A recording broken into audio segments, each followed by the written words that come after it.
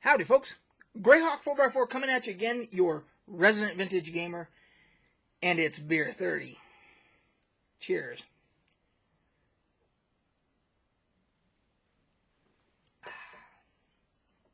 Today's selection. Today's selection is the Samuel Smith Organic Chocolate Stout.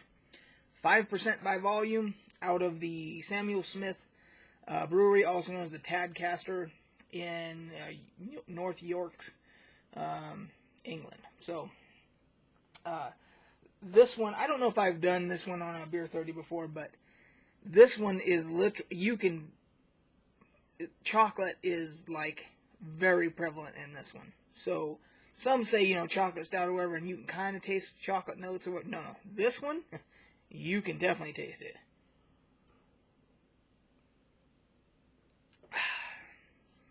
So, for those of you that may not know about this segment here, BeerThirty is where usually about beer o'clock, BeerThirty, wherever you are in the world, I am generally having a beer where we just kind of shoot the shit. We just kind of have a nice little conversation.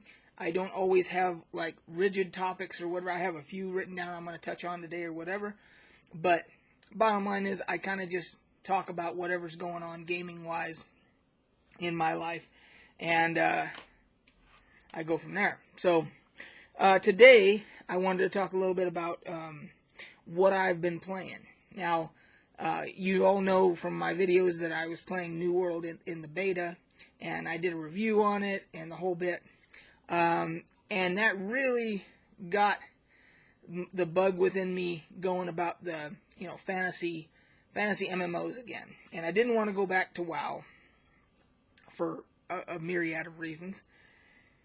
So I decided, well, I haven't played Neverwinter, the current iteration of Neverwinter, in quite a while. So I decided it's a free-to-play game. I'll just load it up, and see what's happening. And just as I remembered it, it is only a Dungeons and Dragons game via branding. Other than it is a microtransactions machine with the Dungeons and Dragons name attached to it. It just isn't my thing. I just can't buy it that they're trying to use that and say that that's a Dungeons and Dragons thing. It's not. They got all the branding. Every one of the expansions that come, one of the books that come out for 5th edition, they work it in, into the storyline and everything. But the whole feel of it just doesn't. No. So, with that being said, I immediately jumped over to Elder Scrolls Online. I hadn't played that in a long time either. Now that one, I was actually invited into the closed beta back when it was in beta years ago, because Matt Furor, I believe I'm saying his name correct, he, who is the head guy with not Bethesda, but the other company that is attached, that actually makes Elder Scrolls Online. Anyway, he had seen some of my videos, and let's see if I can look it up real quick here. ZeniMax. So, Matt Furor is, I believe, the president of ZeniMax, and he had his assistant send me an alpha invite. And I got it one day in my inbox, and I was just like, at first, I'm thinking this is a scam. This is, some kind of phishing thing or whatever. And I did my due diligence and everything, and I ended up contacting the guy through a legit email and everything, and he sends me a key, and he's like, hey, Matt Furor saw your channel or whatever, and he wants you to beta test if you want to. And so I got into the closed one, which was really cool. And I enjoyed the game, with the exceptions of things I talked about in my New World video, which was that the swimming there was no underwater exploration. Taverns were devoid of any role-playing potential, because you couldn't get, at that time, you couldn't get any alcoholic beverages in the taverns for your characters, which was unrealistic to me as far as immersion goes. And you couldn't sit in any chairs or anything like that, like at the tables or whatever. Well, in my new entry in, they've fixed that. The taverns are much more set up for role-playing now, especially if you're in a guild and you want to have a guild meeting there, people want to buy ale, whatever, it's much, much more conducive. They haven't fixed the swimming thing with the underwater. There is no underwater exploration still, but, that one, at least there's swimming where you can swim out to something or whatever, where, in the New World, you can't do anything. So they fixed all those things, and so I decided I rolled up a brand new character, a dark elf. Basically, I'm playing him as a dark elf, Shadow. They have assassination, shadows, and siphoning, I think it is. And I'm going down the shadows line and trying to be as stealthy as possible and that type of thing. My character's actually doing some pilfering and all that. And so, from a role playing standpoint, it's going to be a lot of fun. I'm just doing this as a kind of a hold me over till New World drops. And so I'm having fun with that. I would say that they're on the upper echelon as far as MMOs goes, as far as I'm concerned. It is a subscription-based one, but as far as the ones that are out there, I'd have to put them clearly at the top. Some people will always have World of Warcraft at the top. I'm not one of those people, so. I'm sure there's some other games out there that I have never played that people will have up there. But anyway, so I'm just tinkering around on that for now. I don't know about you guys, if any of you have played Neverwinter or Elder Scrolls Online. But a buddy of mine said, hey, have you tried this thing called Deep Rock Galactic? And it was on sale on Steam. And so I looked at it, and it was it's a co-op game. First-person co-op game where you play dwarves who are in space and you're doing space mining. You go out and they launch you out to a big meteor or whatever, or a planet or whatever, and they have objectives where you've got to mine a certain amount of whatever, right?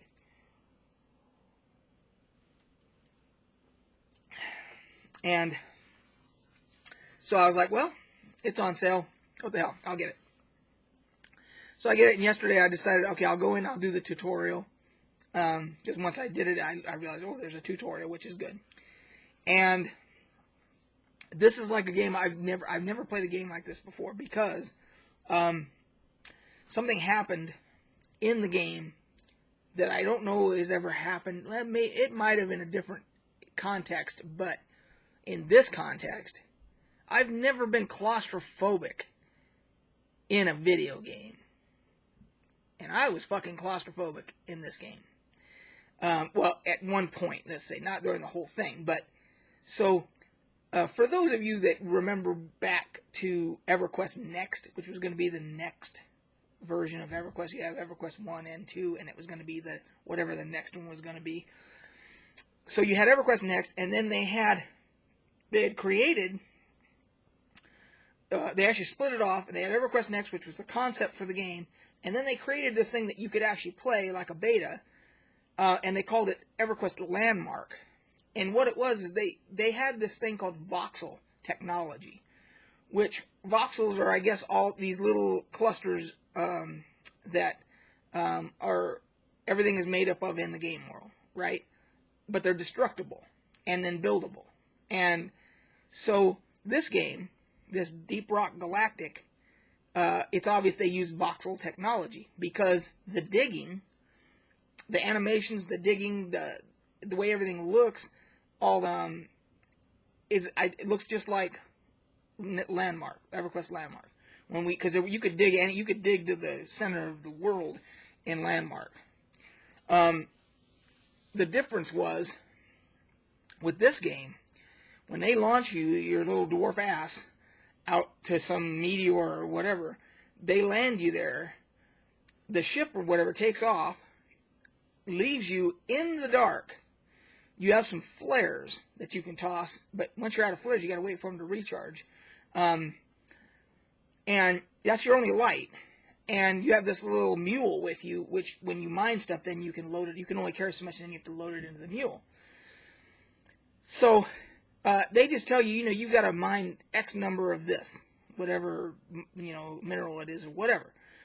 So off I go. My little dwarf ass goes out to start mining this shit, and I'm trying to find what it looks like, you know, and I can't find anything. So I'm assuming, okay, I got to dig for it, right? So I start digging, and I'm digging, and I'm digging, and I'm digging tunnels down, and I'm digging tunnels up, and everything else. And at one point, I dug down, and I got disoriented, like pilots do, when they say that pilots they forget, like in the dark, which way's up. Like they'll end up being inverted upside down. They don't realize it, that they're upside down, and they end up going to pull up, and they actually dive, which I think is what John F. Kennedy Jr. did when he crashed his plane into the ocean. They think he got inverted and didn't know it. He got disoriented. Well, that happened to me in this game, deep down, where I dug way down trying to find some of this stuff. And I thought, well, I need to dig my way back up to get back to the surface. And I think I was digging the wrong direction, because I got all this, it all looks the same once you're down there. Up, you can't tell up from down, right? And I actually got a little bit claustrophobic. I was like, I'm starting to have an anxiety attack in a goddamn video game. You know, I'm like, I gotta get out of this fucking thing. You know? And I finally figured out which way was up and dug my way out. But I was like, holy shit, that's crazy. You know, that you talk about immersiveness. I'm like, I'm in a video game. I'm tripping, you know? So, anyway, from that standpoint, it's a lot of fun because you get immersed, and I'm all about immersion. I want to forget about the real world and all this shit that's going on in the news and everything. I want to be, you know, somewhere else, and that thing does it. It sure as shit does it. So you get through the tutorial. Well, actually, as part of the tutorial, you finally find where you got to go to mine the stuff you got to get, and they start throwing monsters start coming out of the woodwork at you. And I mean, they're coming out of everywhere. They're coming out of the ceiling, the floor, the walls, everywhere. And and so you have like a machine gun, you know, a Gatling gun or whatever, a minigun, and you're blasting these things, but you still got to figure out where you're going to mine this stuff. And the only thing you got with you is that little mule to dump stuff. He has no help, you know. Now, it's co-op. So the idea is, of course, that you're going to have up to 4 players on a team. Now so once my other buddy gets it, and we all, you know, hook up on the game, and we're one team, you know, like 2 or 3 of us, that's probably going to be a blast, you know.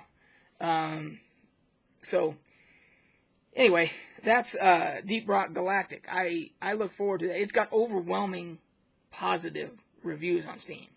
It's like 93% or some crazy thing, you know, and it's fun. So you might want to give that a shot. It might still be on sale. I'm not sure. Matter of fact, I can look right now for you.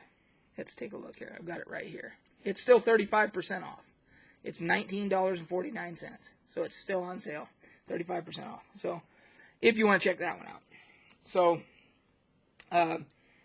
just a couple other things I wanted to talk about here. So I wanted to talk about my channel like schedule. Now that I'm a retired person and I can do this as much as I want, I need to come up with some kind of a regular schedule. Now, what I'd like to do, I'd like to be able to say I will post every single day something, you know, whether it's a review or if it's an in-game or it's an unboxing or if it's a BeerThirty, whatever. But I've been doing lives too, and I've been having people, because I have, you know, people in other countries that are watching my channel, and I think we've got people in the UK, and we've got people in not Denmark, is it Finland? No, it's not Finland either. Anyway, we got some people in a different country in Europe, so I want to try and do them, you know, where I can get the most bang for my buck there and be able for most people to be able to see it live. So it looks to me like the best time would be like 4 or 5 p.m. my time, in Mountain Standard Time here. But that would still be like 11 p.m. in Europe. Now, I could do it in the middle of the day here, but most people are going to be at work. So, if anybody wants to give me any suggestions, I'm open to anything. I don't care when, you know. So, I want to basically do something every day, regardless of what it is, and then I want to come up with a schedule for lives, like at least once or twice a week to do lives. So, any suggestions would be greatly appreciated. And then we'll end on this. This is a book I ordered called Libris Mortis. And this is also known as the Book of the Dead for 3.5 version, for D&D edition 3.5. And the reason I got this is if you saw my video about the Hand of and Eye of Vecna and all that, is I did some research to see all the different places that Vecna was referenced. Well, this is one of them. And in this book, they talk about the followers of Vecna, called the Eyes of Vecna. And it goes into detail in here about that, which is pretty interesting. And on the back it says the nightmares from beyond the grave. This has a whole bunch more creatures and monsters and stuff. Undead, obviously. But it also goes into the biology and the physics of undead and the anatomy and all that kind of shit. It's a pretty interesting book. I haven't read it, probably won't ever read it cover to cover, but I've been perusing through it and reading sections here and there, and it's pretty damn cool. Just because it's for 3.5 doesn't mean you couldn't add it, you couldn't use it as a source book for any version that you're playing. And this one I got used on eBay, and it's actually in really good condition. Like, it's not brand new. You can tell it's not completely brand new. It's got a little bit of a bend right there, but perfect binding and everything. It's out of print, obviously, but I found that one on eBay. So I've got another one that I've got on order called the Complete Divine that should be here hopefully tomorrow. So we'll talk about that one at some point too. Well, that's it, guys. Until next time, we'll catch you on the flip side, and cheers.